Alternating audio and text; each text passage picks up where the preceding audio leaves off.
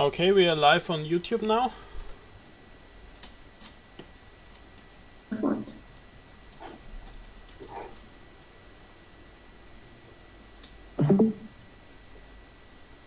Okay, fine.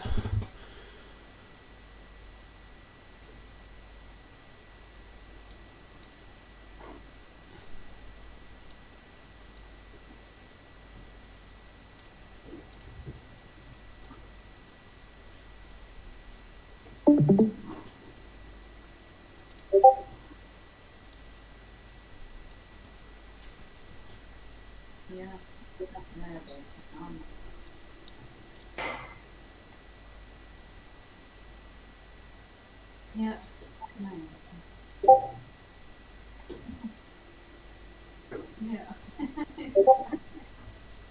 Ja, die hebben nog gebeld. Ja, die, nou ja, ze spreken wel. Normaal was het lastig langs de telefoon.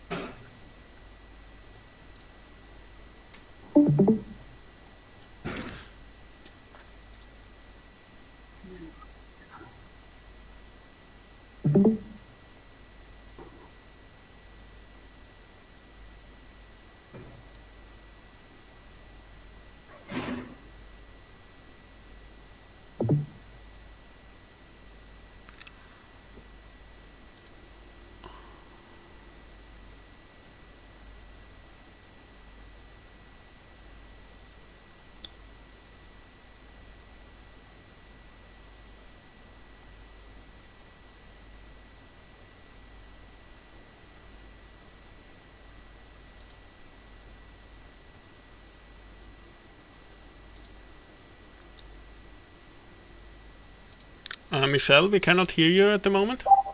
Oh, great. I was waiting for you to let me know when to begin. Okay, I think we can begin now, yes. Okay, great. Well, thank you all. Thanks, Dominic, for reaching out to EIC and inviting us to join this group. We're really excited to get to know all of you and to have a really lively discussion today. We're going to talk about the Energy Impact Center's Open-100 project.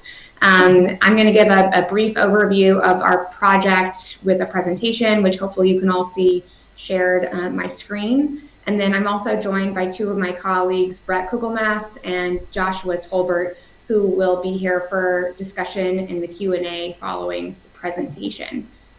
So with that, let's jump right in. All right, so the Energy Impact Center, for those of you who aren't aware of our efforts, we are a US-based research institute with a mandate to accelerate the transition to clean energy in order to achieve deep decarbonization on a global scale. Our research efforts centered on understanding the relationship between energy, emissions, and climate change. To achieve deep decarbonization, we recognize that it's not just enough to clean up the electricity sector, but future energy sources will also have to provide industrial heat, let us produce clean synthetic fuels, and power the direct air capture of legacy emissions. And that is why nuclear energy will play a critical role. It has an incredibly high energy density and a low carbon footprint, making it the only technology capable of generating the vast quantities of energy we need to not only meet global energy demand, but also account for its own life cycle carbon emissions in being a real climate change solution.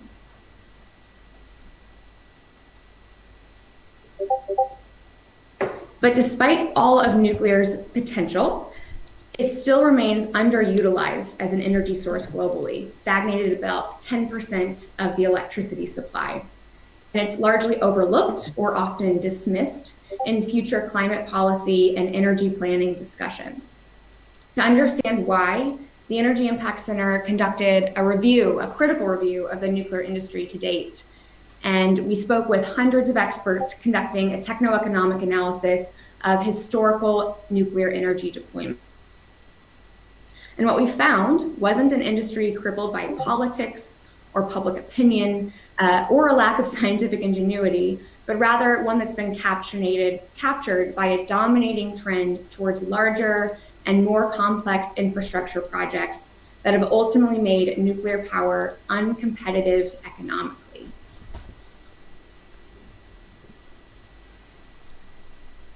So we found that cost is ultimately driven by the speed and risk of construction, not the reactor core technology.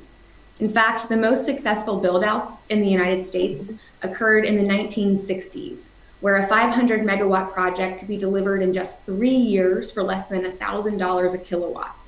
And since then, projects have just escalated in size, requiring custom and highly complex components and construction practices that only specialized vendors and EPCs can provide. We understood that to revitalize the industry would require a new approach, one where power plants are designed to fit today's capital, supply chain, and market constraints, and can be brought online in the next few years, not decades. We need small and repeatable, a known technology with known construction practices, and a new business model to make building new nuclear commonplace and routine. So we created the Open-100 project to bring this vision closer to reality.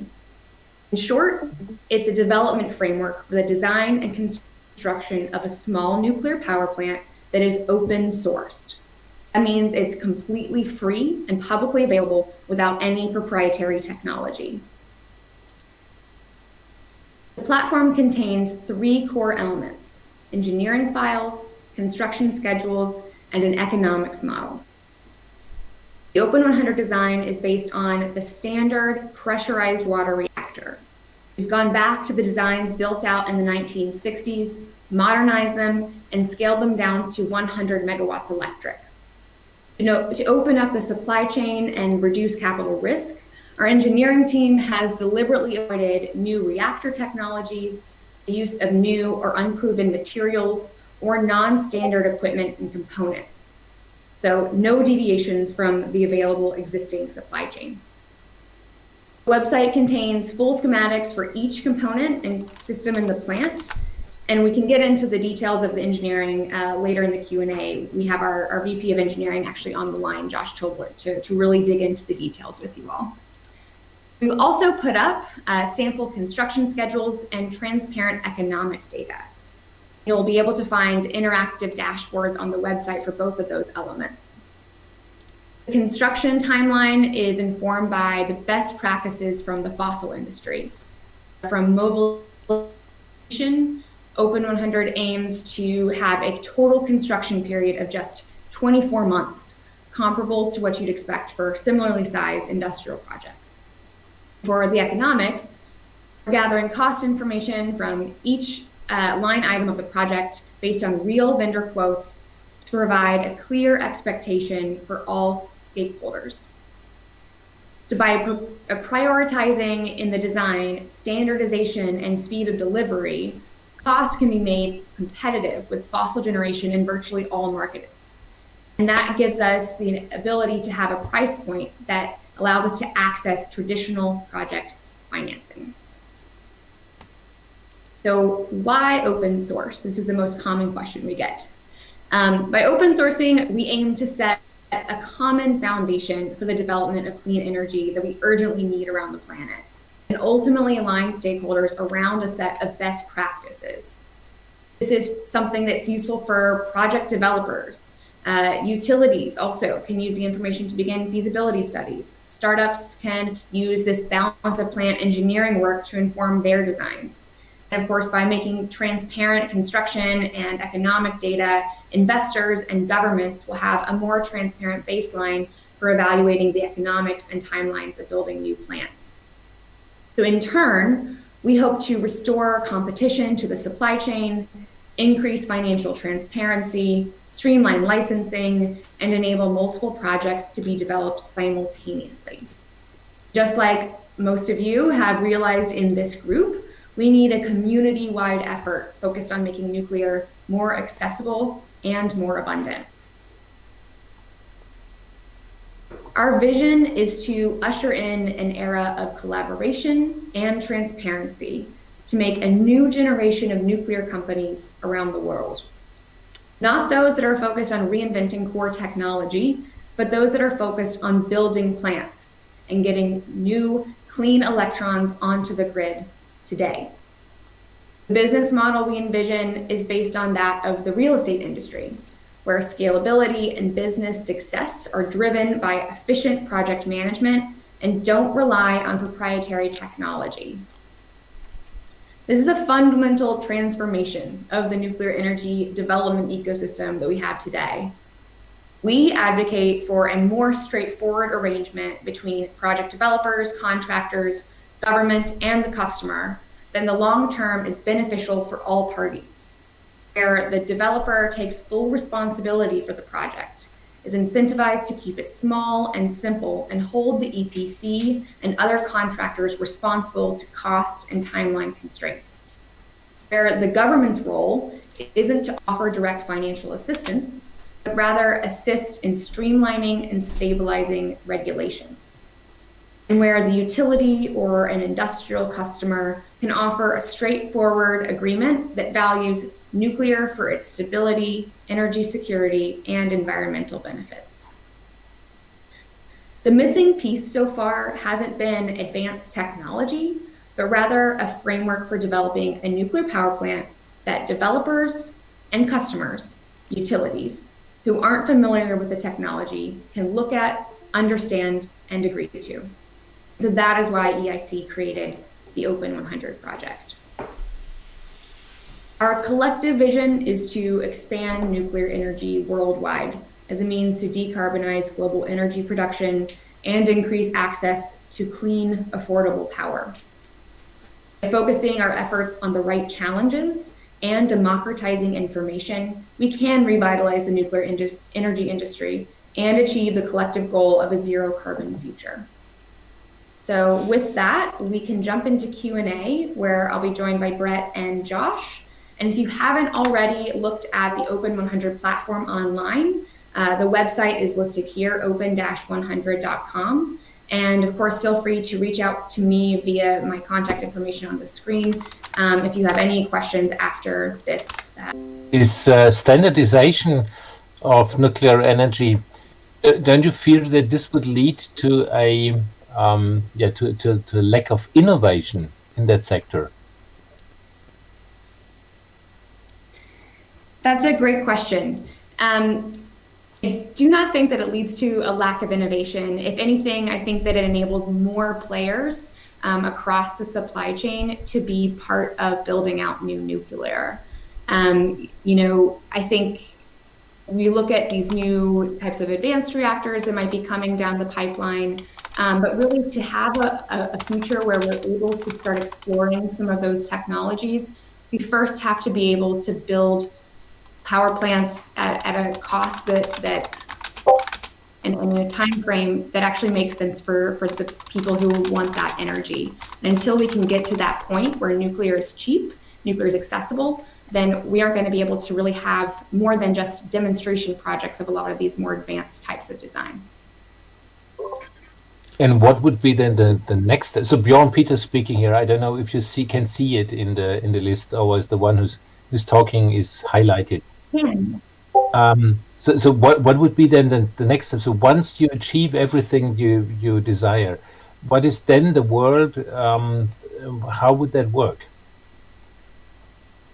Yeah, so what we want to see is, and Brett, actually, if you'd like to jump in here. How would that work? Sorry, I can jump in. One thing I just want to clarify, though, is by us encouraging standardization, we don't mean government-mandated standardization. So we don't think that it should be prescriptive. We don't think the government should tell anyone this is how you have to build it. But we do see the advantages of standardizing supply chain and construction practices in general, and that yielding more efficient deployment over time. So I just want to offer that clarification. And then once you have a healthy and robust supply chain. You have more money coming into the sector. I think this really does open it up to a lot more innovation because, I mean, it's just a healthier industry overall, right? And then companies can start acting in competitive ways against each other that further drive down cost and further drive up value to the customer. So, I mean, you could imagine building, 100 power plants like the Open-100, and all of a sudden you've got this like a lot of money coming to space, huge robust supply chain, and then this wouldn't preclude other reactor technologies. This would actually make it easier for them, because then it would be a lot easier to get people to buy into the idea of a new type of reactor as well. If you wanted, like, you get financiers easier. You could take all of the base power plant work, scale it up to the size core you want, and literally just drop a core in the containment building. So we're trying to pave the way such that this really just becomes like a normal, healthy, robust, growing industry. And then you can see all the things that you see in other industries that are like that. I think you can also say that in general, open source technology can also be good for innovation, obviously, because everyone can try to improve it. So one question regarding the open source aspect. I looked at your website and I noticed that you released the documents under the GPL license. My question is, do you actually plan on enforcing the rather strict terms of the GPL when it comes to like viral marketing and copyleft stuff, or do you intend to take it like a bit slower, especially since the GPL, I mean, it has been proven in court occasionally to actually hold up, but I think there are very few cases, especially not in America or similar countries. Do you actually plan on like taking people to court over GPL violations? I think that was just kind of like a prototype. It was just a stab by throwing the GPL license up there. We've gotten some feedback on that, and we're going to try to open it up a bit more even. That's a work in progress. Right now the intent is to just kind of everything that we publish, people have access to, and we're going to do our best to make sure that gets carried forward. We still have to work on how to license or how to set the appropriate licensing structure of the IP. So your concerns are definitely noted and valid. And you should maybe as a person who's kind of looked into it a bit, maybe you should look at 3-clause BSD. That's or MIT. These are the two that are usually like the really open licenses. Anyways. Yeah. No, that's really good feedback. We've heard that a couple times, and we're definitely going to move in that direction. Okay, thank you. Any other questions at the moment? Otherwise, I will go to the list in the Google document. Okay, one question that I came up with, how finished is, or other people also, how finished is the design in general? Yeah, some parts of the design, especially if you look at the CAD drawings, don't look very finished. For example, the steam generators. And, yeah, I can hop in and answer that question. This is Josh Tolbert here. Yeah.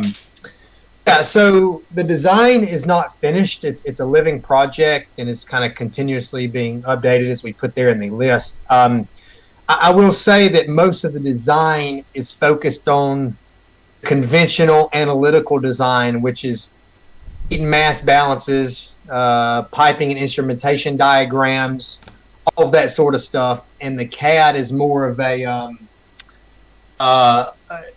visual representation of what those components might look like. That is being continuously updated. As we'll mention later, like as for an example, we are actually using a steam generator and a superheater, and it just shows a single steam generator in the CAD model because the CAD is lagging a little bit behind the actual power plant design process. So the more heavy technical stuff is in front of the CAD. It's not completed yet, but it is continuously being updated. And if there's anything in specific we want to jump into, we can, but that's kind of a high level response. So we're kind of categorizing, we're getting into FEL 3, so getting into the detailed design now of all the components and piping and pipe routing and pipe supports and instrumentation and all that kind of stuff, kind of headed down that road. Okay, thank you. Another question, a very specific question. Which component identification system do you use? I mean, in Europe or in Germany at least, we know the KKS system for the naming of the components, if you on the plans and stuff. But I think you use an US system that I'm not familiar with. So, again, as we're entering FEL 3, not each and every component is even completely identified, and we're getting down the nuts and bolts of that. The general process has been breaking systems down by subsystem down into component level, and you can kind of track that down in the PNIDs that we put on the website. So you can see a system ID for each PNID, and then for a heat exchanger, for example, it will have a specific component ID number on the PNID that is a reflection of the subsystem that it is in, and then the component number on that subsystem. That's been kind of the hierarchy. If you kind of think about, you start from the plant level and you dig down into a subsystem, then maybe a subsystem, and then to a component. That's kind of the strategy that the piping has. I mean, that the component identification has followed up to this point. In FEL 3, things will become a little bit more robust in that category. We'll have a better layout of system of component identifications, and that will be reflected in bill of materials and those sorts of things. So that's a very good question, and that will become more robust in the near future. Okay, thank you. So we are getting 2 new questions from Wouter van Kaspel. I hope I spelled this correctly. Do you foresee assistance with regulatory approval of the design? So regulatory approval is obviously a really important factor here, and we are testing out some different licensing and regulatory approval approaches. More of a risk-informed approach compared to a more prescriptive approach that you might see like at the NRC in the United States. So we're right now collecting a group of ex-regulators and a lot of people very experienced in the area so that we can test some different licensing cases.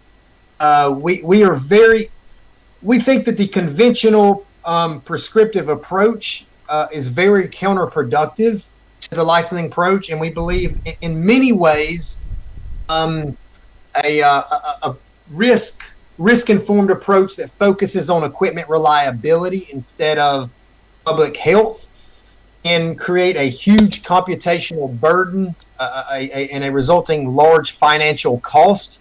So we are focused more on a risk-informed approach as it applies to the health of the public instead of as it applies to the reliability of equipment.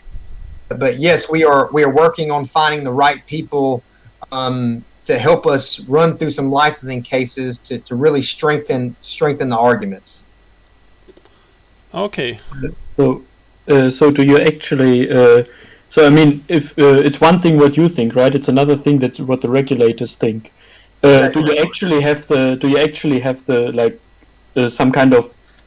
Do you actually think that the regulator will come around to your way of viewing things, or what do you think about that?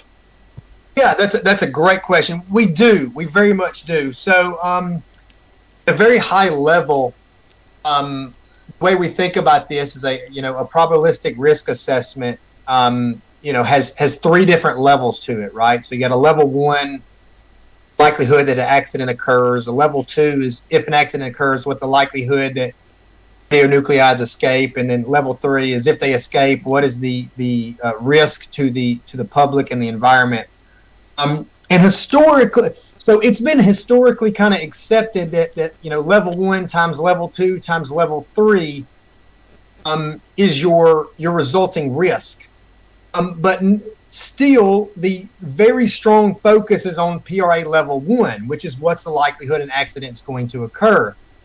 When you focus on this approach, you have to think about the unlimited combinations of equipment failures and component failures and the resulting risk and the chain events.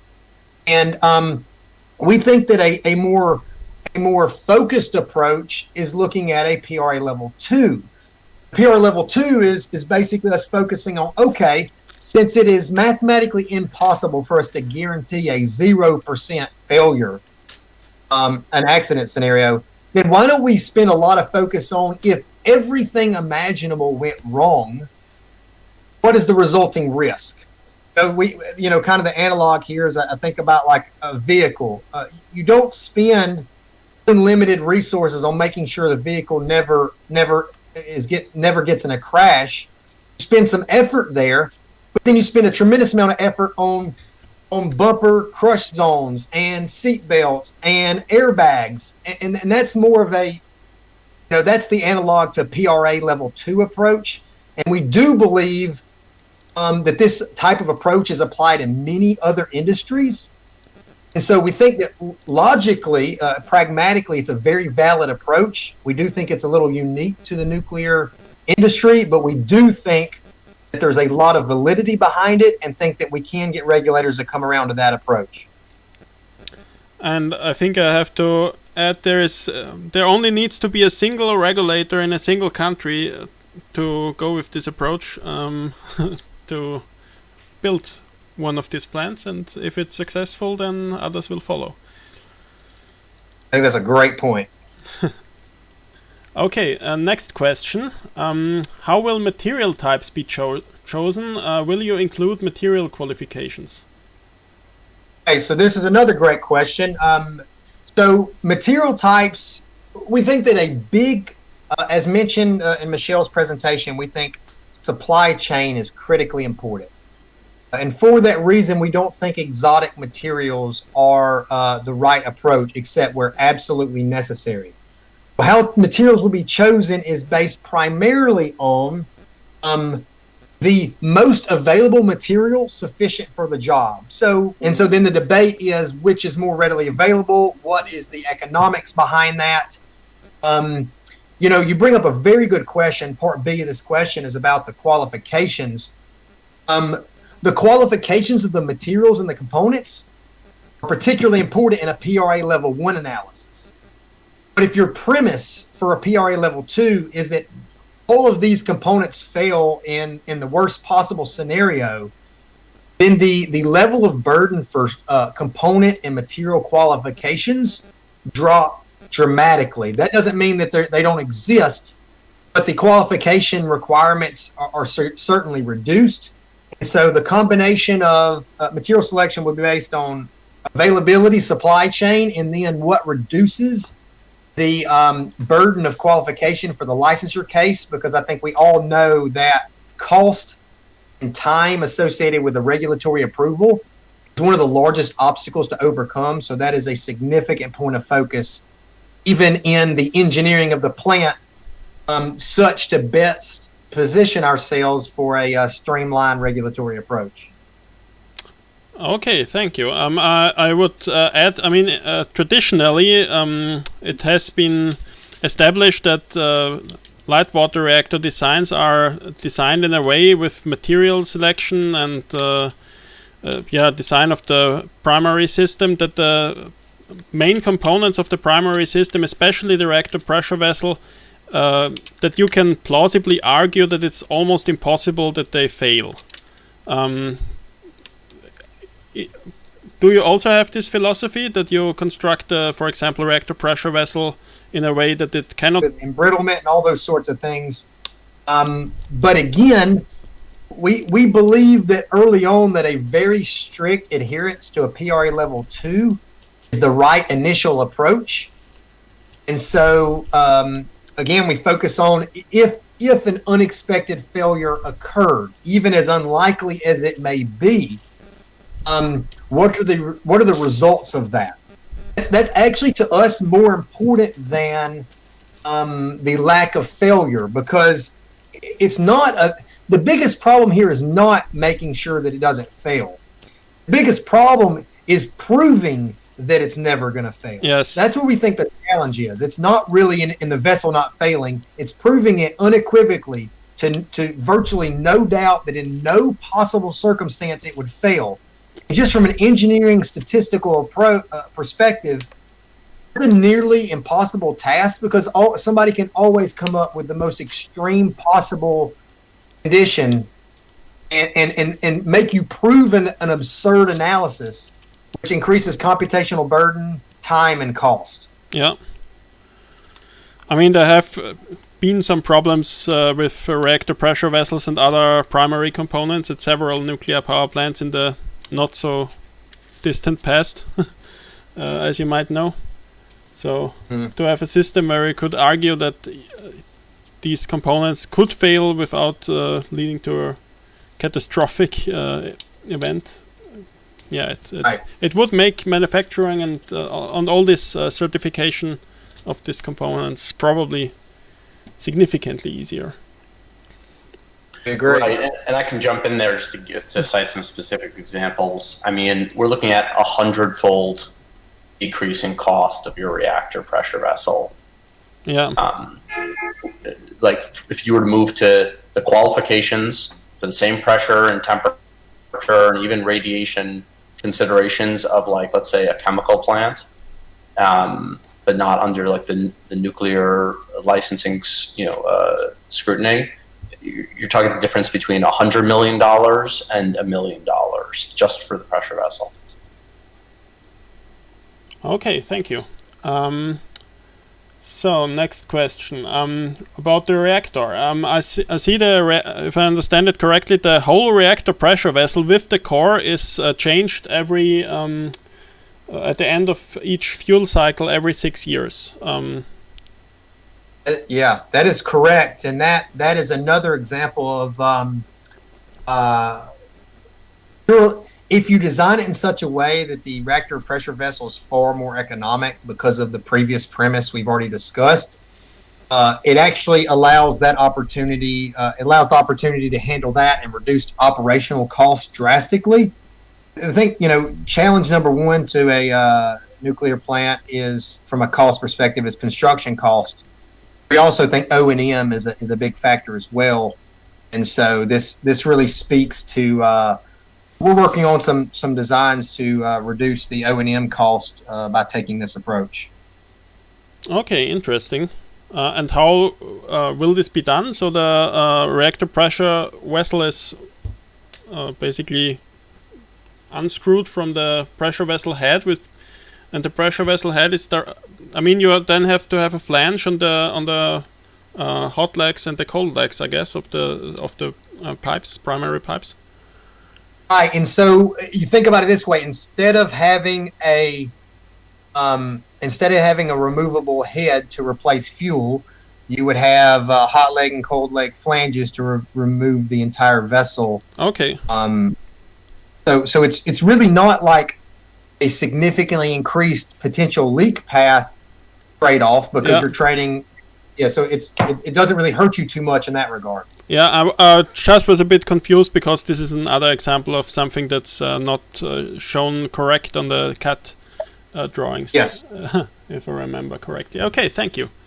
Okay, next question about the reactor cooling system, which is quite interesting because of the unusually high temperature differential in the primary cycle. So you have a very low cold leg temperature. So if you start with a focus on supply chain and cost, behind the reactor, one of the largest costs is actually the steam turbine. And when you think about a steam turbine, and when you go to conventional options are using higher pressure steam, and then you might have a reheat cycle. and multi-stage, or an HP and an IP and maybe an LP turbine, that gets very expensive. You can justify those on gigawatt scale plants, but on 100 megawatt scale and below, it's far more difficult to financially justify an HP, an IP, and an LP turbine. That's high pressure, intermediate pressure, and low pressure. And it's difficult to justify a reheat loop. So what you look at, you can't just run saturated steam to a single stage turbine, because the moisture and the steam at the outlet of the turbine will be far too high. It will damage the turbine. So if you want to run it through a single turbine, you have to run superheated steam. Right, so you run superheated steam. So we have a superheater so that the steam can be superheated sufficiently that can run through a single stage of the turbine and come out with sufficient quality to not damage the turbine. So this forces you to a situation to have a superheater in the primary loop. Now the superheater, your hot leg temperature must be hot enough to create that temperature, that you're still with the same type of hot leg temperature in the low 600s of Fahrenheit, but you must also have a steam generator that its saturation temperature is much, much lower, like you pointed out, 444 or 445. So we create a situation where we have about 150 degree temperature difference from the hot leg to the cold leg, instead of a 50 degree temperature difference. So the main trade-off there is that your average temperature reduces. So theoretically, your thermal efficiency of the plant reduces. But we don't think that's particularly important. With the fuel, the percentage of the cost that the fuel contributes to the plant, we don't think giving up a few percent in efficiency because you dropped your average temperature by 50 degrees justifies an added cost of an additional turbine or a reheat loop or that sort of thing. So that explains the thought process and how we arrived at this answer. And that explains that we do have a U-tube style steam generator and then a shell and tube superheater in line with that on the steam side. And that explains why our temperatures in our primary loop from the hot leg to cold leg are as large of a difference as they are. Okay, thank you. I think that's a quite interesting solution and a quite interesting design with a lot of potential benefits on the steam side as well as maybe even on the whole system. It could also be simply an advantage to have a lower pressure on the steam side, I guess. Yes, that's another thing. Yeah. You're exactly right. So we're running at 400 psi on the steam side, which limits some of your material challenges, some pipe thicknesses, and also your water chemistry on the secondary side. Is your requirements are a little less than they would be at a higher pressure, higher temperature steam side. Okay, because I think I had a short you cut out for a second. Disconnect again. Okay, you have a lowered loop with a steam generator at the same level as the reactor pressure vessel, at least from what I can see on the CAD drawings, and this generally means that you have a reduced natural circulation in the primary system, but I guess it's probably still enough for this relatively low reactor power to remove the decay heat passively from the primary circuit. And another disadvantage is obviously if you have a loss of coolant accident, the water cannot, not the whole water in the primary system can flow to the reactor core. Some will stay in the hot leg and the steam generator, or in the cold leg and the steam generator. What's the reasons behind that? And so our focus has been placed on more active cooling approach from a normal heat rejection vent, and our focus right now has not been necessarily applied for the very rare event that would cause I think there's an added question here about, in the one loop configuration, how can we assure heat rejection from the system? The containment is designed in a way, and our focus is there for a PRA level 2 approach, that the passive, for the safety case, the passive cooling is not necessary to prove your safety case, and it introduces more challenges than beneficial. And so we rely on an active cooling, so long as with backup generators, so long as that is made available. So the direct answer to your question is this is not designed with an intention of passive natural circulation cooling. Okay. Even, for example, if you have a classical station blackout, then you just need to feed water to the steam generator to remove the heat from the primary system, and you don't have to power the primary pumps, because in a normal large reactor, at least, they require quite a lot of power to operate. General more than the emergency diesel generators can provide. So the primary system is generally designed in a way that a natural circulation is enough to remove the decay heat. Our backup diesel generators are sized to provide power for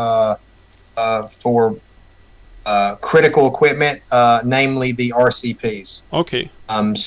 So we do power the RCPs at a sufficient level, the RCPs and feed water pumps, to remove the heat. Okay. In the case of a plant blackout. Yeah, I mean, in a lot of large-sized reactors with classical RCPs, you can only power them down to, don't know, if you even can power them down at all, to, don't know, 30% of their maximum power or something like that.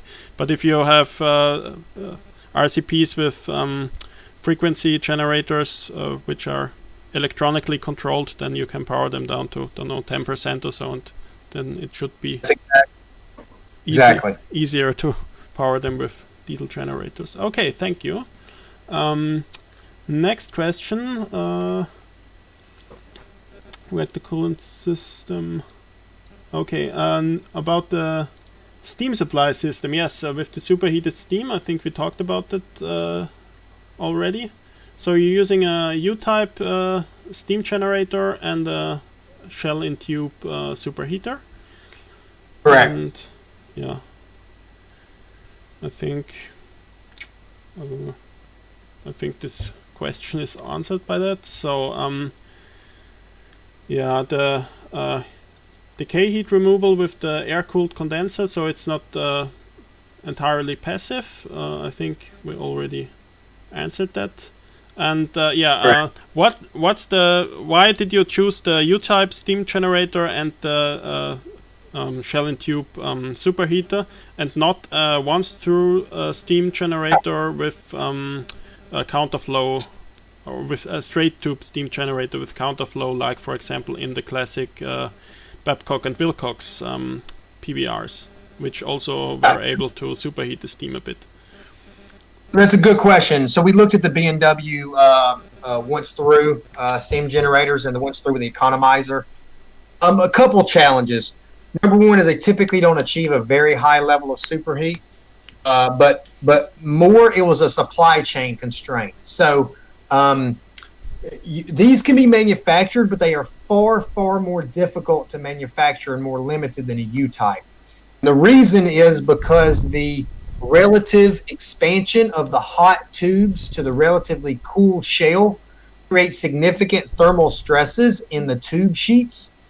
And so a U-tube style steam generator has a far wider vendor availability, lesser costs, and do not have those thermal stress limitations that you see with a once-through steam generator. And that is the reason we went with a U-tube steam generator. Okay, thank you. So the next question, in case of a loss of main heatsink from the one loop configuration, how can you ensure rejecting heat from the systems, especially during an anticipated transient without scram? Our main heat sink is formed of several of many modules of an air-cooled condenser in the current Open-100 design. Again, the only reason we would consider loss of that is if we were doing a PRA level 1. The likelihood of losing that is so small that again, we rely, for the safety case, we rely on PRA level 2 there. We don't, that's a highly unlikely event for the trade-off between the probability and the cost and challenge to overcome the likelihood of that. Not make sense in our minds to address that directly. Okay. So I guess in case of a leak in the secondary side, you have an feed water reservoir and you just pump in more feed water to, You pump in feed water, and then you know if you have a if you have an event that creates a problem, you have the option to scram, right, to shut down. Yes. So, so the event. Well, I guess our focus is what event could be so extreme and so unforeseen that you couldn't scram, and is a high enough probability to justify addressing it. And this did not fall in that category. Okay. And so we're staying very strict to a PRA level 2 approach from a safety case. For reactor shutdown, with this, I think you don't have you just work with clean water as a coolant. You don't have boric acid to control the reactor. And do you have? Sorry, go ahead. I'll let you finish. Sorry. And you have this control drums. How many control drums could fail before before you cannot shut down the reactor safely? And do you have at least a emergency shutdown system with boric acid or another poison, soluble poison?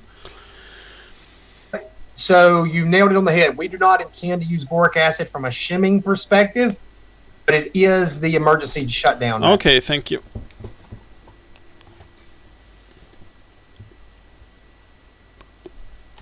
Can you still hear me? Yes, I can hear you. Yeah, I have some problems with my internet connection. Yeah, and with the reliable or with the control drums,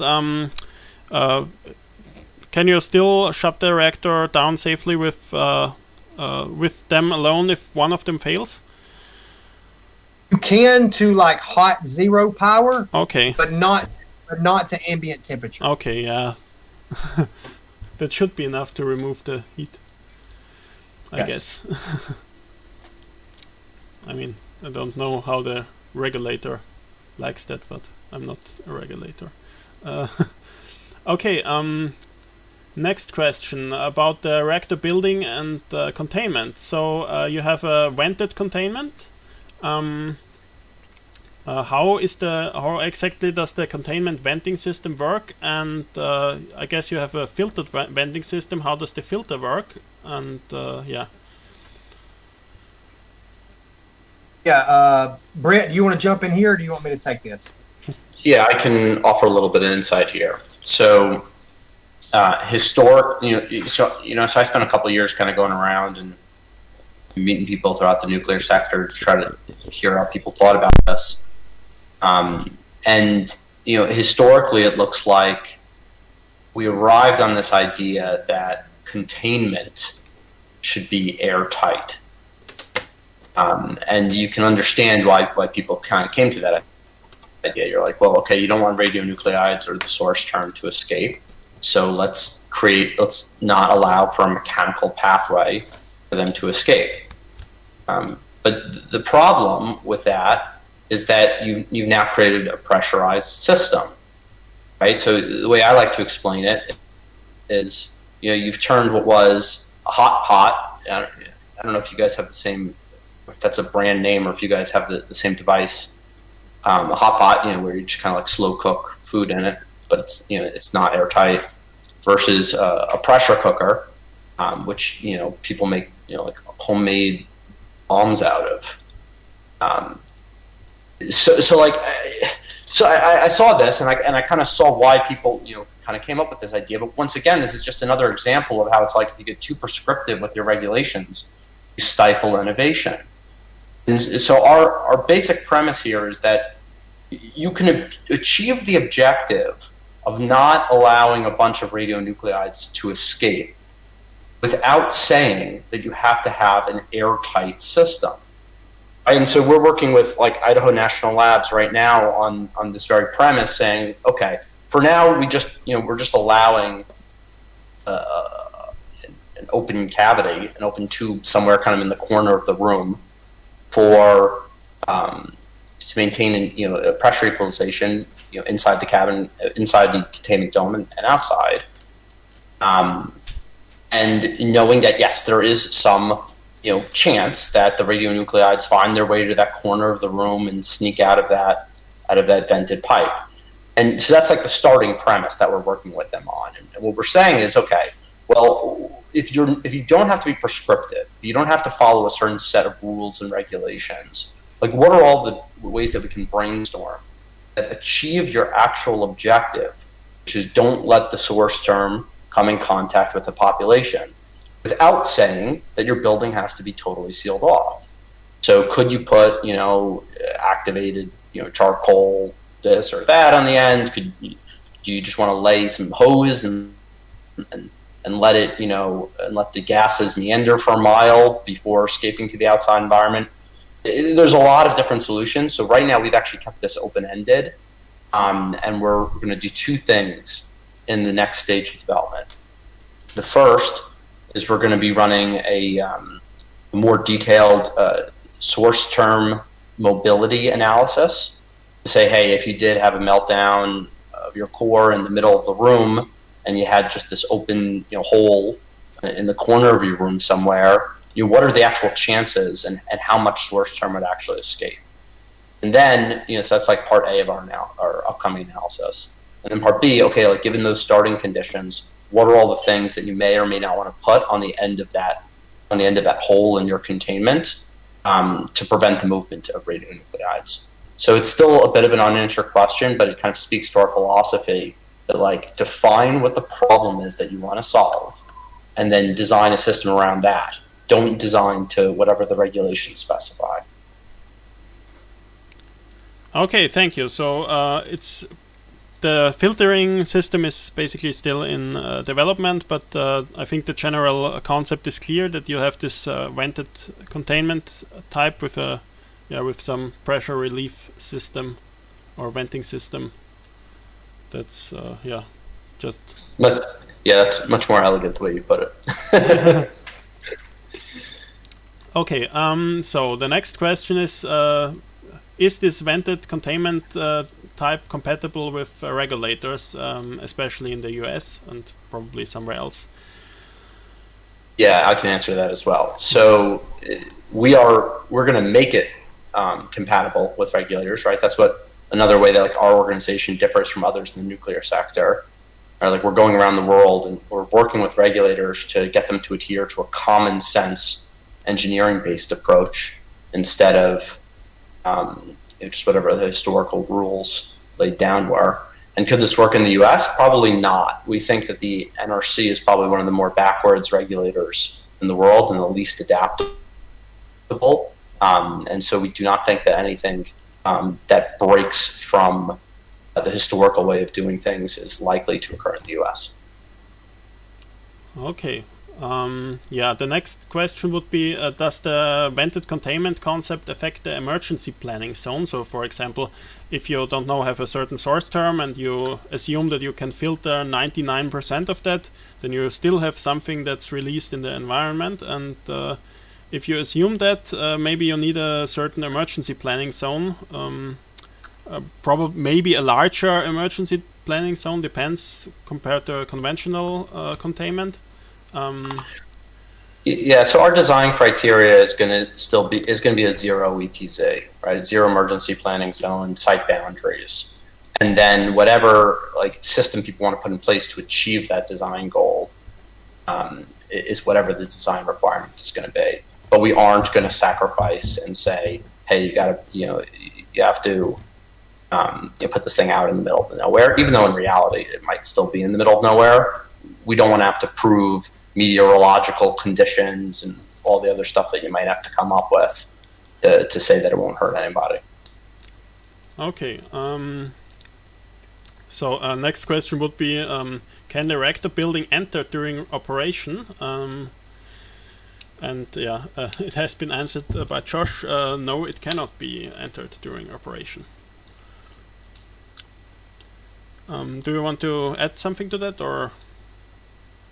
I mean, there are pros and cons on, on both options, I guess. We don't have any specific intentions of ability to enter.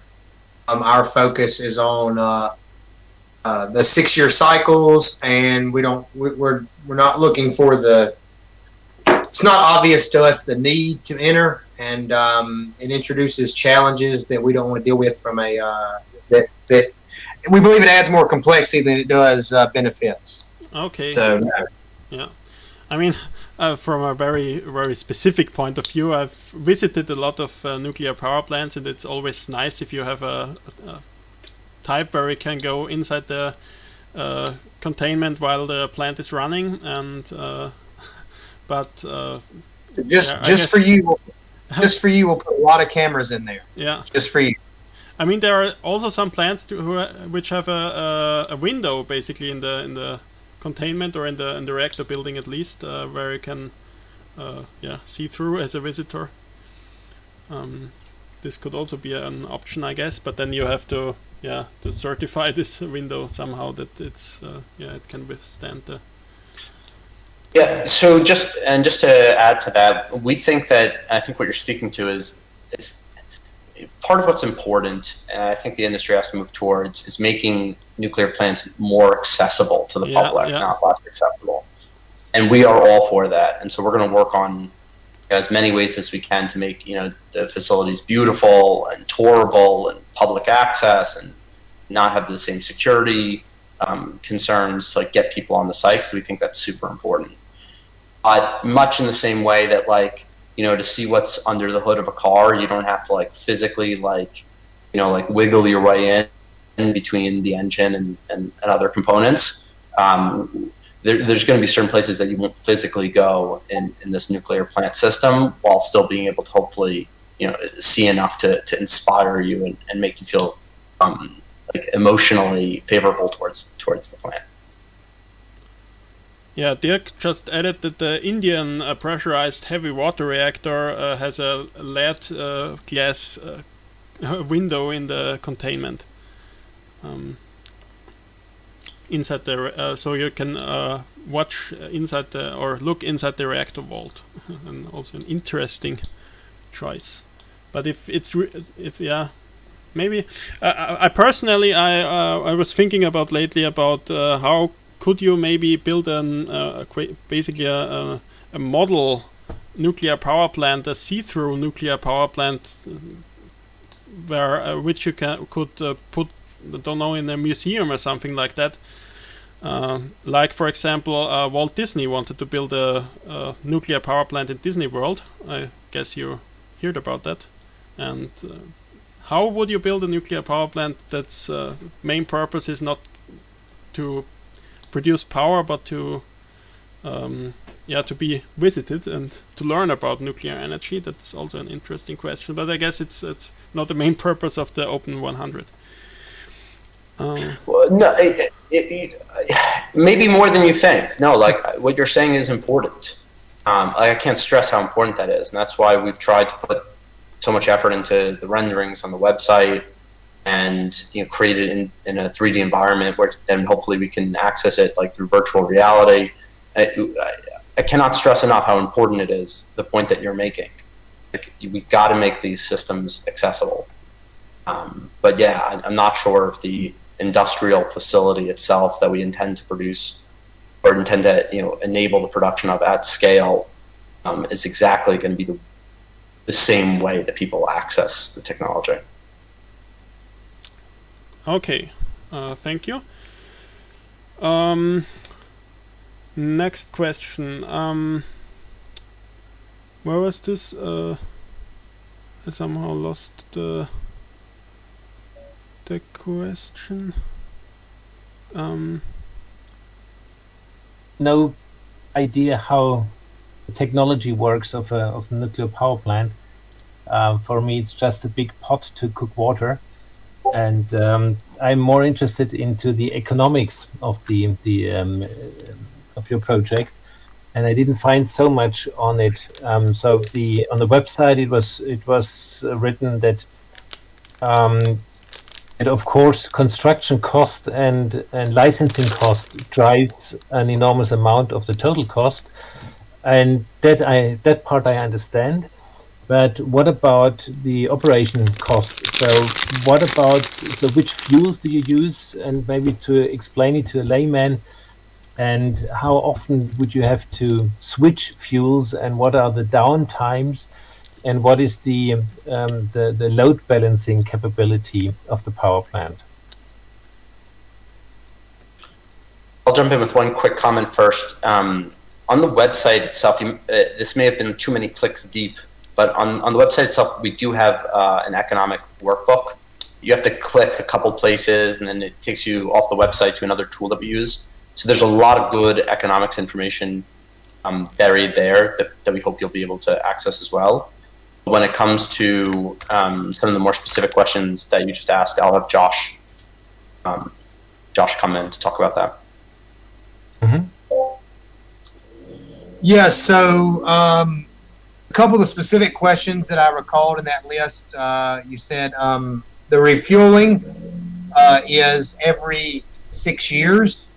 The reactor vessel to be put down, and we anticipate that refueling process to be similar in time frame to what you would conventionally see in a light water reactor, but they do it every 18 months. Mm-hmm. Let's see, the operation and maintenance costs, that is one area that we put a lot of focus on. I think that the amount, from a purely technical perspective, these plants are operated autonomously from the DCS, the distributed control system, and from the PLCs anyway. So from a pure control perspective, they can be pretty darn close to automated now if the nuclear industry would embrace controls, which we are certainly doing that. A lot of light water plants are kind of stuck in old school analog controls. But if you look at updated digital controls, the operation can be almost automated. And so a big area of focus is cutting down on O&M costs. Mm-hmm. And so we're looking at, major O&M activities or maintenance activities occurring at the refuel every 6 years. So, for example, steam turbines by default, are about 6 years between major overhauls. A lot of your pumps are 6 years between major overhauls. So you just put enough redundant equipment that you're running, you're nearly 100% uptime for 6 years. And then during a refueling reactor replacement, you can handle your maintenance. Oh, that's good. And what type of fuel do you use? And is it bespoke fuel, and is it highly enriched, or how far enriched? And maybe a word on that. Standard uranium dioxide, sub 5% enrichment. So we got 4.95%. Think of like standard Westinghouse 17 by 17 fuel bundle. So standard, quote unquote, off the shelf. I guess nothing in nuclear is off the shelf, but as close as it gets from a fuel perspective. Mm-hmm. Okay. More questions about that? I mean, you were cut away, so I jumped in. I know. I have a bit of problems with my internet provider, I guess. So the next question was, from a voter from Casper. Again, no emergency planning zone, so that implies that there is no need for a probably probabilistic risk assessment level 3. Yeah, I think we're taking a pretty similar approach to the PRA level 1. Certainly trying to minimize the PRA level 3. Maybe a PRA level 3 like within the bounds of the plant, basically to demonstrate is, if you're outside the bounds of the plant itself, outside the containment or whatever. But yes, our goal is to be focused on PRA level 2 and let that have a sufficiently low probability that carries the day, even if you assumed 100% probability on PRA 1 and PRA 3. Okay, thank you. Next question is hydrogen management. How do you manage hydrogen buildup in case of a potential meltdown? Do you have passive recombiners, or you just assume that you could have hydrogen combustion, but the containment is built in a way that the hydrogen combustion will not destroy it? Yeah, a lot of that is handled with the venting system. And so that's where the big focus is there, by twofold. Number one is the gases hydrogen buildup should stay below the flammability limits, but also the containment itself is limited in its pressure boundary requirements because of the pipe itself. So that's the two. We're getting deep into the analyses there that we're doing, but that is the approach for the hydrogen. Yeah, I mean, we'll be performing further analyses and kind of detailing those on the website. In our early analyses, we do not believe that that those issues are going to be challenges. But we are more detailed analyses will need to be completed on the very fine details such as what you're mentioning. Okay, thank you. Okay. Next question: is there a containment liner? Because the tightness, or this is one reason, the tightness of just a concrete structure under seismic loads is not in any case sufficient. You could have cracks in the concrete and stuff like that. Well, right now we have an intentional crack in the concrete. Okay. Yeah, I mean, that's also a solution. As far as I know, for example, the French PVR containments are concrete containments without a liner, and they also assume that they can have cracks. But in their case, I think they assume that they can lower the containment pressure in case of any kind of loss of coolant accident quickly by using their containment spray system. In your case, this would be done with the venting system, and I think you could argue that even if you have a crack, then the loss of the containment leakage would be sufficiently low. Okay, next question about modification and variants of the design. Could there be or would there be a floating variant? Have you looked on that, or are you working on that? We're not pursuing that at the time, but we would love to see where people run with this concept. Yeah, part of this idea is, we wanted to put enough information out there that then people could take it and go their own directions with it. Like, we want people to take this base Open-100 model and launch, new companies in all different directions, whether it be different sizes, whether it be floating variants, you name it. The more the merrier, because what's going to happen is you're going to increase everyone's ability to a more robust supply chain, to capital, to customers who are now going to be educated by it, right? So this really is a rising tide floats all boats scenario, and that's one of the reasons that we created this platform in the way that we did. Okay. That's.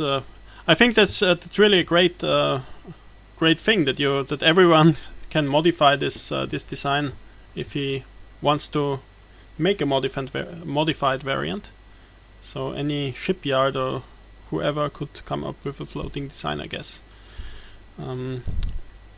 Next question is similar, a multi-block variant, maybe with even with a common steam system, so you could scale the whole concept up. Same kind of response there. Yeah. Currently not the focus, but people can kind of go that direction. Yeah. And the same thing on the next question as well with the district heating and process heat.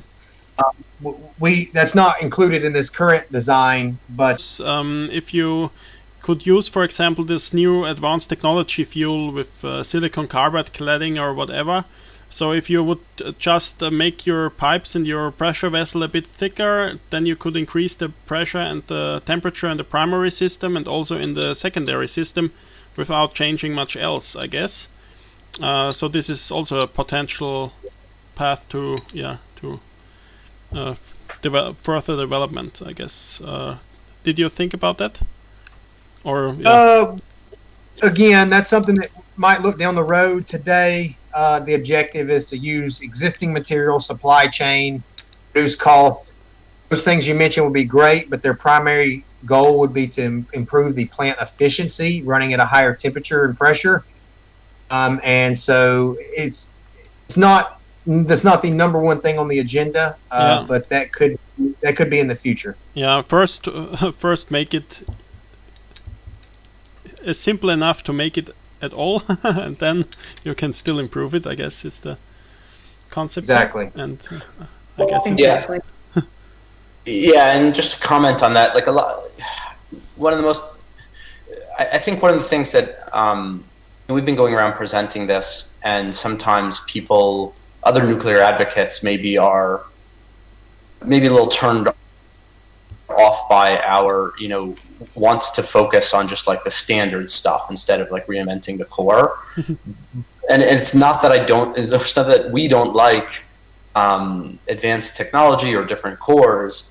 It's just like build 1,000 of these first, and then go off and do things where you're layering on additional layers of complexity.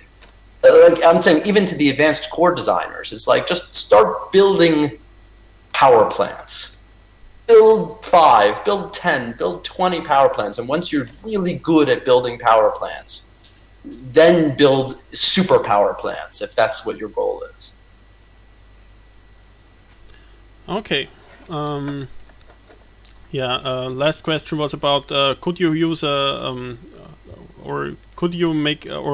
you want to make a water-cooled version instead of the air-cooled version?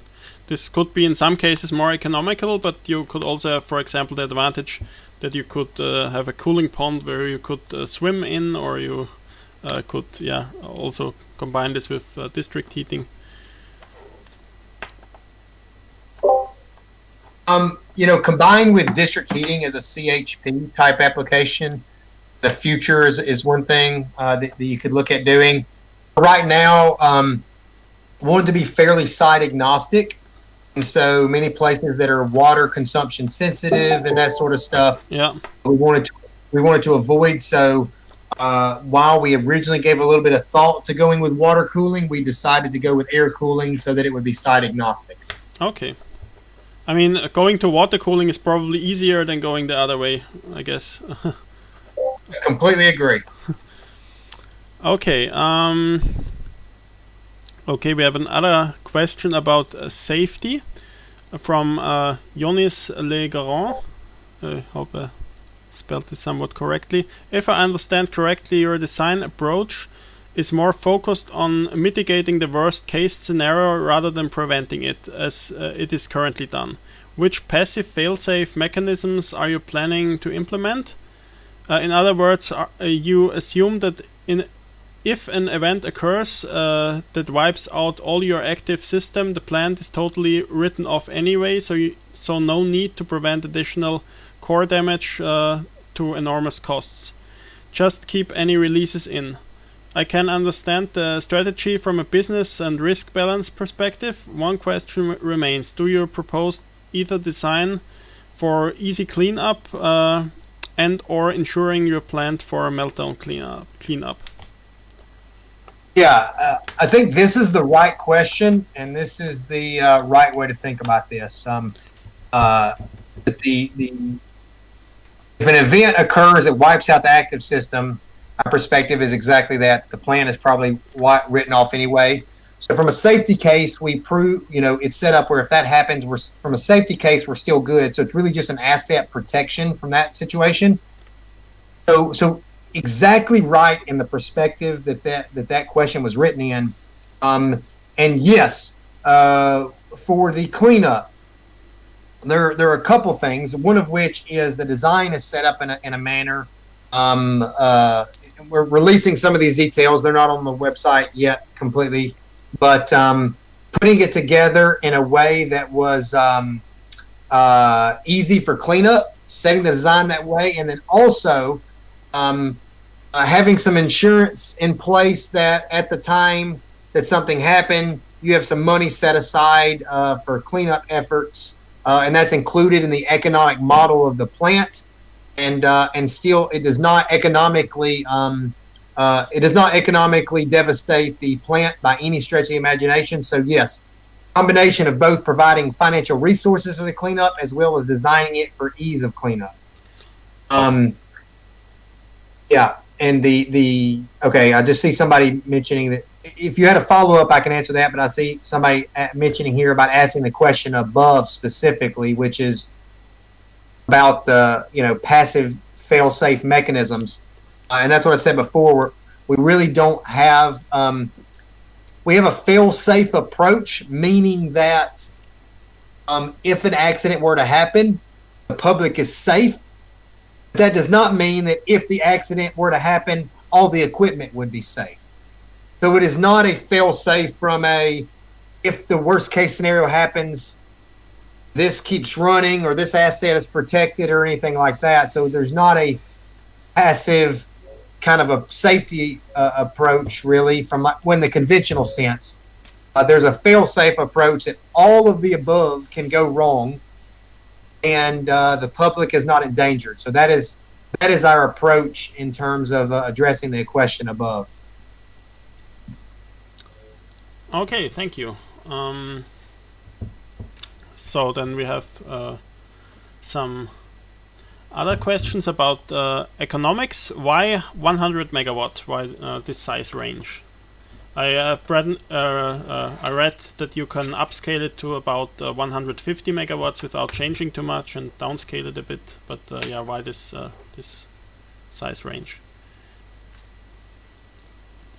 So one of our intentions is to actually have nuclear power plants built, like in the real world, and so we're putting out this this base foundational model to kind of like push people towards actual capital investments, and once you've got a track record and have proven yourself as a competent developer or engineering, procurement, and construction firm, it's easier to access larger pools of capital, such as $1 billion plus, let's say. But when you're just getting started out, the smaller that you can make your capital investment, the easier it is to get a project started. And so, the base model template, we've tried to make it so without changing too much, you can scale it in size. But at the same token, we want to be pretty realistic. We want to be pretty realistic in terms of what it would take to actually deploy this in the real world from a cold start like the industry is in now. So it's a compromise between power plant economics and availability of capital. Okay. Yeah, I guess that's also a reasoning behind other SMR type reactors in the same power frame. Another question would be, for which market are you developing, or which markets do you think could be the first markets for this lost our reactor? host.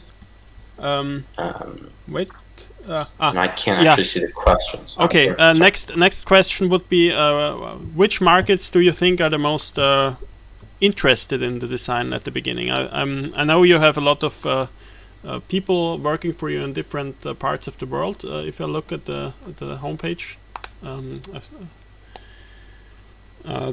I guess you don't think that you can build the first plant in the United States because of the NRC regulations.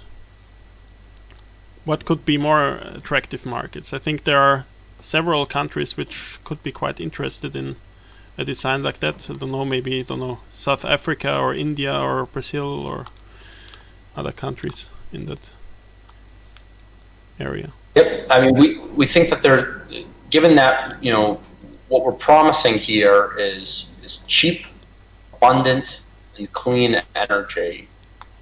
Like the world is your oyster for this stuff. So we think that there are more markets than not that could both be initial markets and even early markets. But I think one of the things that precludes the U.S., maybe, you know, a couple other countries that have very established ways of doing things, not just in the nuclear regulator space, but, you know, maybe even other parts of society that are much more bureaucratic. Sometimes it's just harder to do new things, right? It's harder to put together the relevant stakeholders. It's harder to get momentum. There are entrenched interests. So early on for us, it's probably going to be a combination of a country that you know, wants cheap energy, wants to see themselves as a leader in technology, but is also agile enough to implement common sense regulations instead of just kind of leaning on what they've always done. May I ask something? Yes, of course. Is there concrete interest in the design? So are there already countries or politicians from countries that you have spoken to that have expressed interest that they may want to have such a power plant built in their country, or are there companies that you have spoken to or are in contact with that are interested in building such a plant? Yeah, we're working with several international developers right now, but unfortunately I can't make public who those are. And then what I can make public are the national labs across the world that we're working with. So in the UK, we're working with the National Nuclear Laboratory. In Slovenia, we're working with the Johannes Stefan Institute. And I mean, keep on our website, we're posting new partners, you know, every few months as they come on board and as they express interest. So there are countries and companies that want to build this design. Correct. Okay. Do you have any idea when a plant like this will come online? I think when you introduced it on the Titans of Nuclear podcast as a special episode, I remember that you kind of mentioned that it could be possible to build this such a plant till 2024. Do you have a revised assessment of that, or are there, of those who have expressed interest in your plant, are there timelines that they think they can build this plant? Yeah, a lot of it depends on it depends on really two factors. One is the licensing approach and working with the regulator and getting them kind of up to speed on this level 2 PRA dominated approach and kind of checking all the boxes with that. And the other just kind of like the logistical details of procurement, and then a little bit of construction as well. So, you know, if all the stars were aligned, you know, you could imagine seeing this up and running in less than 3 years. And so, you know, we're targeting about that time frame. We're just about to enter 2021 right now, and yeah, by 2024, we'd like to see one of these, you know, putting power out onto a grid. So you're still targeting 2024 for the first plant? Correct. Okay, and assuming that you will get that by 2024 or maybe 2025, you will get such a plant on some grid and get it running. Are there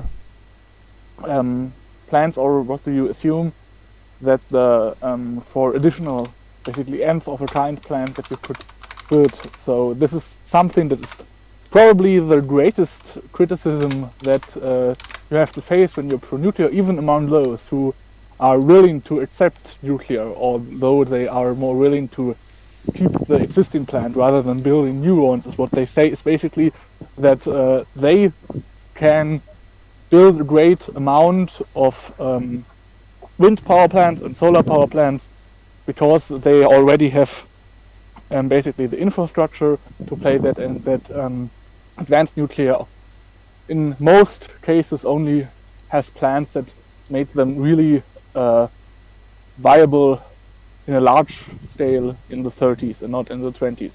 So this is something that I have to face when I'm arguing about that I don't feel that I can promise them we will be able to have a great build-up of nuclear power in this decade and not only in the next one, which from many who are willing to support nuclear, not because they like it, but because they feel that it's dire to stop climate change. That's what they say is, you're a bit too slowly. So is this something that you feel that you can tell them, no, we are not too slowly, we can put up this plant and we put up large amounts of power even in this decade? Yeah, I mean, you've narrowed in on my number one criticism of the nuclear industry. Even more than regulations and everything else, my number one criticism is that they move too slow. Like, that's not, like, you're not a commercial industry if you are okay waiting for a decade for something to happen. You are a scientific laboratory or a government institution if you're okay for waiting for a decade. Real companies want it now, now, now.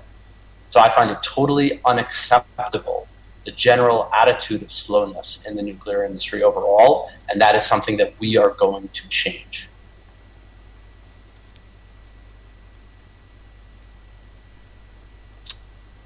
Okay, then I hope that you will achieve that. Yeah. Because this would be tremendous, and it would make the work for us extremely more easy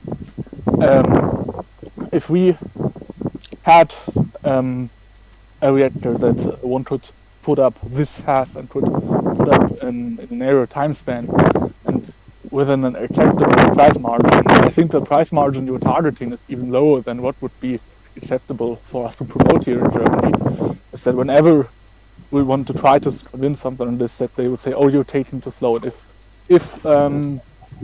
if we will find us in 2 years in a discussion, no matter whether we can save the existing plants, but if we find us in 2 years in a discussion where we promote building new plants, and we can say, okay, we have this one reactor that if we order it now, we will have it operational in 2 or 3 years. That would be tremendous, even if it's only 100 megawatts, because that would be of immense value to promote nuclear power in Germany, I think.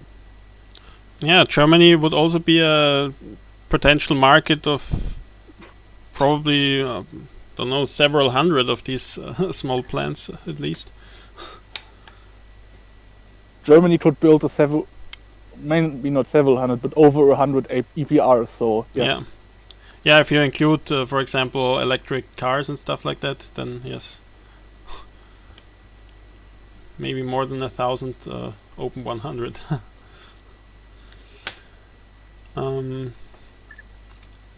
And part of, so you mentioned one thing that was important for the climate discussion, showing that you can move fast, or you can move fast. But another aspect that we've also considered from the beginning is you need to be able to scale up. So it's more than even just moving fast. It's being able to move in a pathway that allows parallelization. So a lot of our really strict reliance on standard construction equipment, standard practices, even at the cost of potential energy economics, is to make sure that this thing is repeatable, across the world simultaneously at thousands and then tens of thousands of sites, just like apartment buildings are, which use similar amounts of steel and concrete and piping and electrical wire. Another question in this context would be about automatization. How many licensed reactor operators do you need to operate the plant? Maybe you need. I mean, this is also some criticism by on SMRs in general, that maybe not all of them, but some of them need more. To say it like that, more licensed operating personnel per gigawatt than large reactors. And if you build a lot of them, this could be a bottleneck, because you have to get these people, and it probably takes several years to get a license to operate a reactor in some cases, in some countries. So the requirement to have a licensed operator is generally a safety-based one, and that's predicated on the idea that you're counting on the operator as part of your safety case. Yes. In our basis, we are not counting on the operator as part of our safety basis. Okay, so basically you can just take someone who works in a gas plant or a coal plant and put him under control of this reactor without giving him a special nuclear license batch or something like that. or a computer chip and software. Yeah, of course. Okay, I think there have been new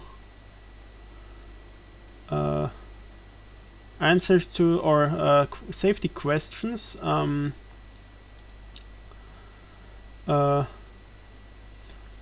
From Wouter van Kaspel.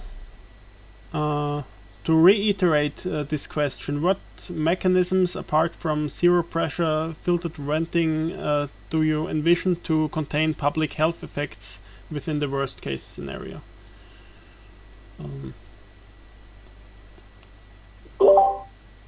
So yeah, let's take a step back as to what causes public health effects in the case of a nuclear accident. Because sometimes, if you read the nuclear literature, you might think that it's a lot more of a hazard to public health than reality would show. So, we learned from Chernobyl, right, and the results of Chernobyl, where you essentially, had a evacuation of a tremendous amount of source term, 10 times more, tremendous in quotes, 10 times more than was at Fukushima, where 3 gigawatt scale cores melted down. And this was spread out into the environment, and people were exposed to this. This was almost like a real world experiment of which radioisotopes are a environmental contaminant and a hazard to public health. And the results of that were pretty clear, that your list is narrowed down to iodine-131. In some cases, even that's somewhat debatable, but let's stick with that for a minute, because that's where the scientific consensus lies, that you have to worry about your iodine-131. In the case of the Fukushima accident, where you had 3 gigawatt scale cores that melted down, and the roof blew off from the hydrogen explosion, and so you had exposure to the environment, direct exposure to the environment of your 3 melted cores. Grand total of iodine-131 that was released into the environment was 28 grams. Okay, so that's the system that not just us, but everyone should be designing around, right? If that is your only health hazard, in the case of 3 gigawatt cores of a light water reactor melting down, is 28 grams of iodine-131 was released. That's the system that you should be designing around, not some fantasy imagination of imaginary radionuclides that somehow get into everyone's lungs and food systems. That's not reality. Along those lines, the engineering systems that we've designed to restrict the flow of radionuclides, such as the containment building itself, right? That's a big core part of it. It's designed to prevent the flow of radionuclides that would actually interact with the public. Okay, another question also by Walter von Kasper related to that. Won't you need the departure from the LNT theory in radiation health for this strategy to be successful? In other words, do you propose to agree with the regulator on an acceptable low radioactive release in both normal operation and accident scenarios, just as the normal industry has is accepted to release some pollutants in the environment? Yes, correct. And the industry is almost a bit schizophrenic on this point, right? Because according to the LNT theory, if you multiply it against a large enough audience, you can claim any amount of radiation to kill somebody. Yet, even the normal nuclear industry, as restrictive as they are in terms of emissions standards, allows some amount of radioactive release into the environment. Yeah, I also think it's quite interesting back in the in the 50s, in the 60s, when the LNT theory was still not really questioned scientifically, or maybe questioned, but there was no reason to believe that it's wrong.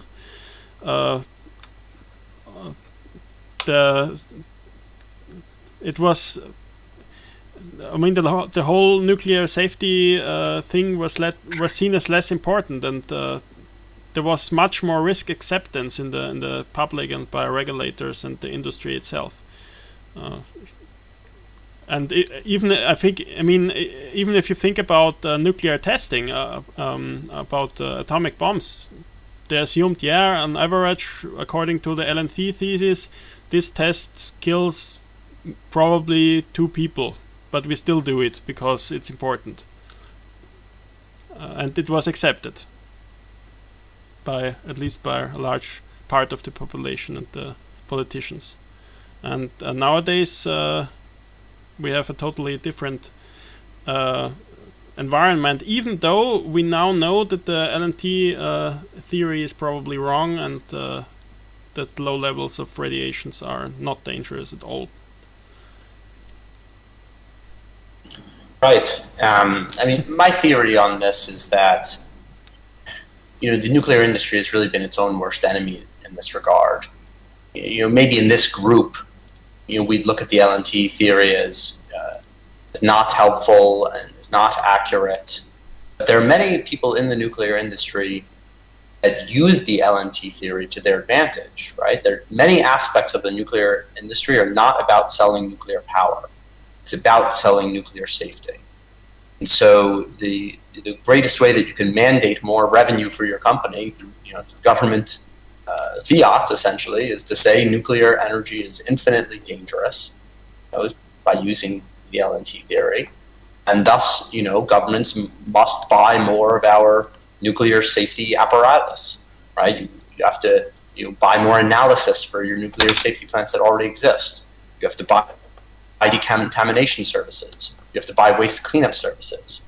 And so in many ways, over time, the nuclear industry itself has used the LNT theory to make nuclear seem more dangerous in order to sell more nuclear stuff, just not nuclear power. Yeah, I guess this is true to a certain degree, at least, probably to a quite high degree. In some countries, maybe even more than in others.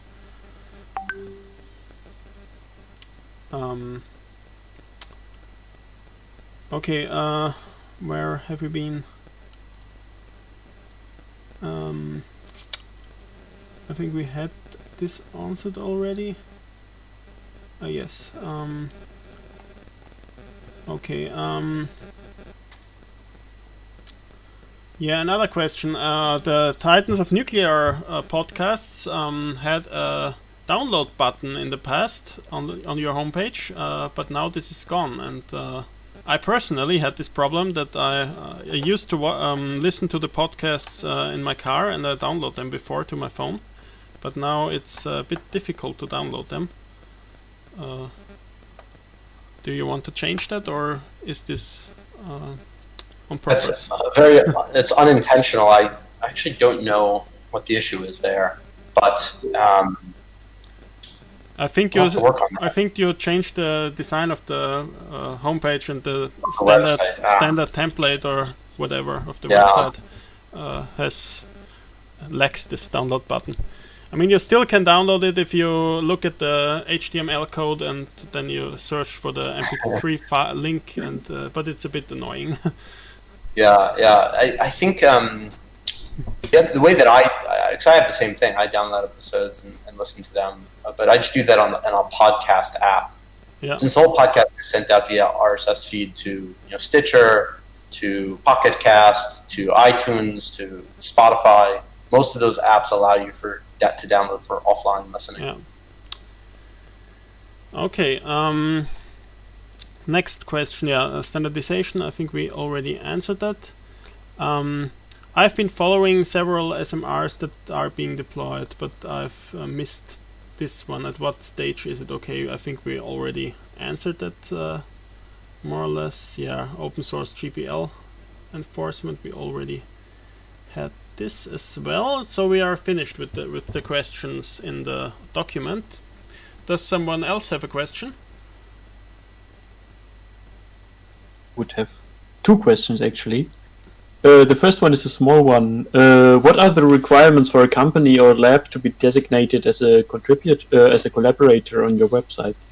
Just out of curiosity, so you can get an idea what that actually means. We do it on a case-by-case basis. So Michelle is the correct contact to reach out to, and she runs our partnerships, and she'd be happy to walk through the requirements there. Yeah, more than happy to. If anyone is interested in collaborating on the Open-100 project, I can type my email in the chat again. We're always interested in forming new collaborations that can help with the Open-100 project. It's really just about ensuring that we have an alignment of mission, and that we're able to find really concrete projects and aspects of the project for us to utilize an organization or an individual's expertise.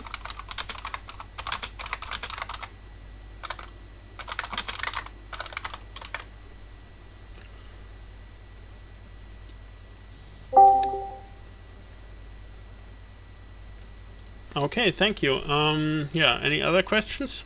Or I want to maybe say yes. I think it's probably even for a small institute at an university to cooperate with you, for example, and to let someone make a master thesis on some subsystem of the Open-100. It would be a variant of the Open-100 concept would be very interesting.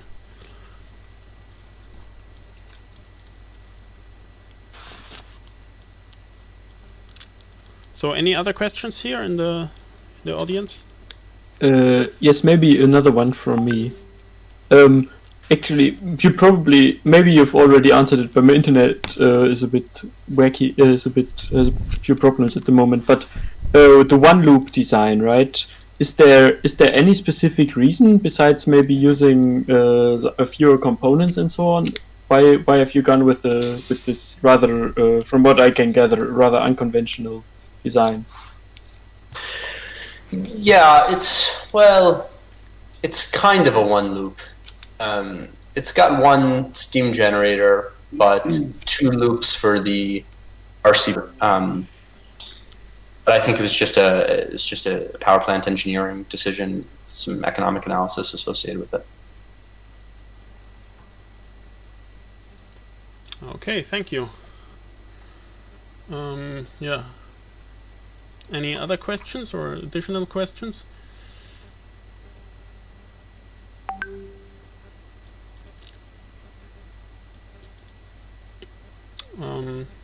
Yeah, maybe you have questions about us and our work in Germany. Well, yes. I mean, there's something. You guys made a couple of comments that actually took me off guard a little bit, because there seems to be, at least in this group, some optimism that Germany could get back into the nuclear game, which, when I first came into the nuclear industry, I thought, yeah, they should. It's a no-brainer. But then, being here the last 3 years, I've heard a lot of negative comments about Germany's decisions, and it doesn't seem like it's going in the right direction. So maybe you could take some time to maybe offer a little bit of insight as to what you guys think the pathway is to correcting the situation. Yeah, I don't know if someone else wants to add something to that, but I think in the last few years we made quite some progress in bringing the nuclear discussion back on the table in a more positive way. And now we have you can read more and more in the media, in the newspapers, in articles about the positive sides of nuclear energy, especially in context with climate change, with the climate policy. And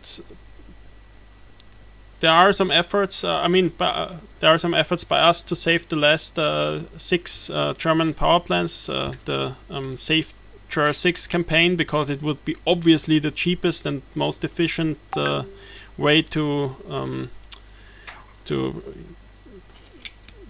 lower the carbon emissions of the electricity system if you close down brown coal plants instead on a short term. And obviously on a longer term, nuclear power is also an interesting option for Germany. And we have more and more discussions also about maybe advanced reactors as a waste burning solution. I mean, in Germany, the whole nuclear waste discussion is quite important, and the search for a final repository for the spent fuel. I mean, this is, as we know, this is not that big issue, but in the politics it is at the moment. And it's a way to shine, to show nuclear power plants in a positive way, if you can say that they can use the fuel, the spent fuel. But you could also just argue, and I also tried it at every opportunity, that the used fuel is not a big deal at all. I would like to add that the discussion in Germany is indeed changing in the right direction, in the direction of nuclear energy, and the main reason for this is climate change. The young generation is much more concerned about climate change than about nuclear and all nuclear waste and so on. Climate change is the dominant topic, and more and more people begin to understand that nuclear can be a solution, or is an important part of the solution.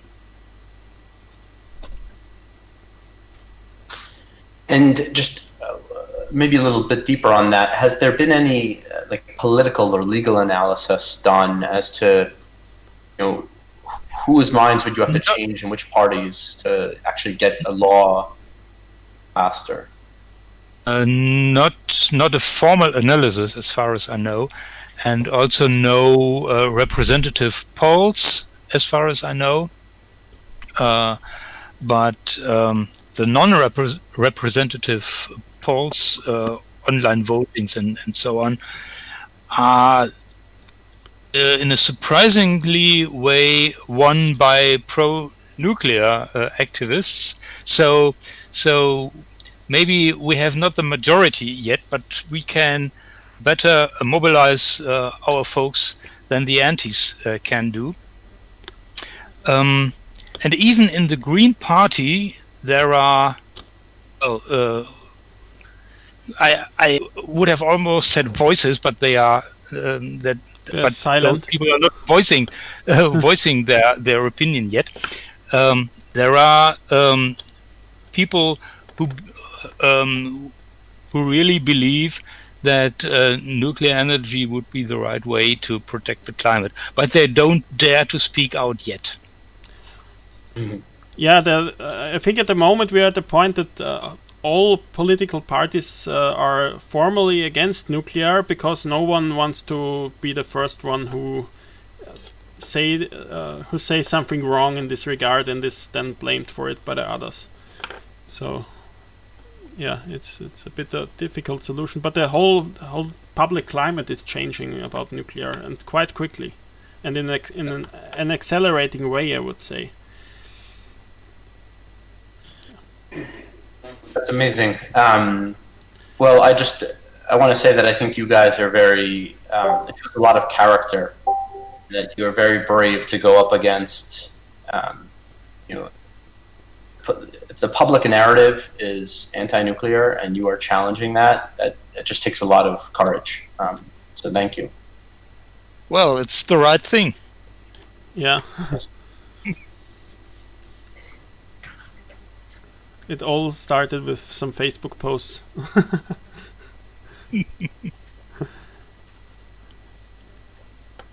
Yeah, but now we also made some protests at power plants this year, with some problems thanks to Corona, but yeah, in general, this has been quite successful. Yeah, we caught media attention, which is very important. Yeah.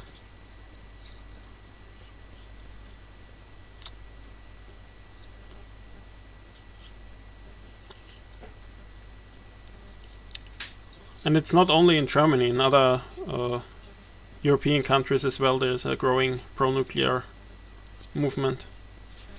In Sweden, for example, I mean, Sweden wants to close down its next plant quite soon, but there is quickly growing support for nuclear energy across all parties now, and the whole population, also with climate change in mind, I guess. And also energy independence. And energy independence is also a huge topic in this whole thing, especially in the eastern countries of the European Union. For example, I don't know, Poland or Czech Republic or the Baltic states don't want to be dependent on Russian gas. At the moment, the Germans seem to be quite happy to be dependent on Russian gas, but other countries also don't want the Germans to be dependent on Russian gas. That's also an important topic. I mean, it's... But at least you are atom free. Yeah.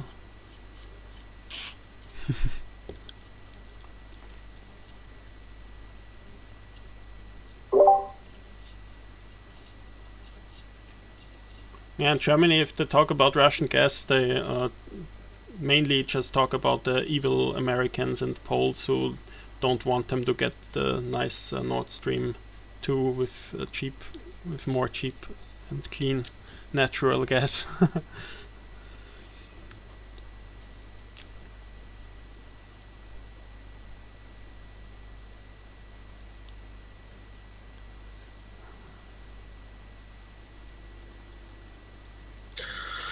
Okay, well, very good. Thank you again for having us here. Michelle, did you want to say any final words, or? I love the photo, and y'all are all a really great group of folks. I'm Brett and I and Tolbert as well are just so happy to have been able to join your group for this meeting. We love that you created an international section for us to be able to read your comments in English, and we're looking forward to continuing to work with you all and follow you and support your activities in the future as well. You all know our contact information. We're more than happy to continue this conversation offline, or even accelerate on some of the really great ideas and things that you guys have brought up. Not only your work in Germany, but around Europe.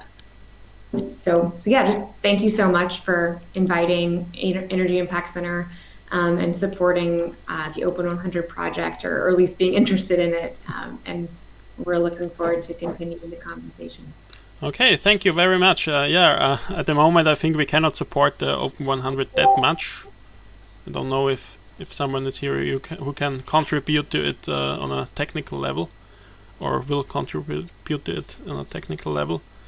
But I hope we can have Open-100 plants in Germany, in Austria, in other European countries in the not so distant future.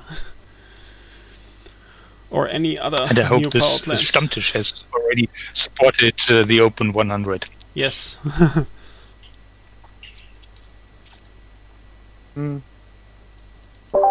Excellent. Well, I wish everybody a happy and safe holiday season coming around next week. And we look forward to speaking with you again. Okay, happy holidays, and Merry Christmas, Happy New Year, and thank you for joining. Thank you. Thank you all. Bye-bye. Bye. I will stop the YouTube stream.